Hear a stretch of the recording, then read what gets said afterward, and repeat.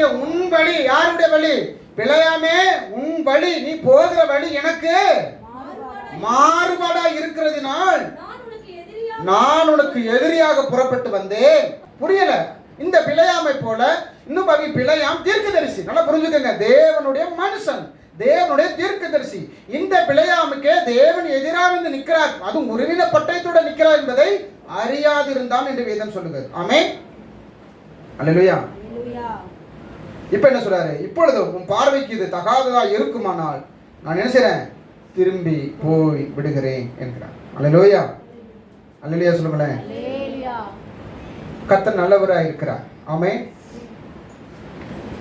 நம்முடைய வழிகள் தேவனுக்கு முன்பாக எப்படிப்பட்டதா இருக்குது என்று ஆலோசித்து பார்க்க வேண்டும். அல்லேலூயா. கர்த்தர் பிழையாமின் கண்களை திறந்தார்.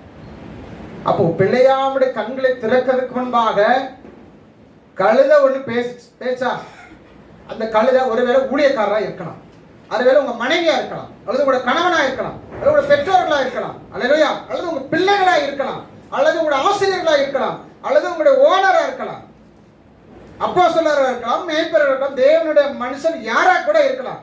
ஆண்டவர் நமக்காக, இஸ்ரவேல் ஜனத்திற்காக வழக்காடும்படி என்ன செய்வார்? கழுதையும் பேச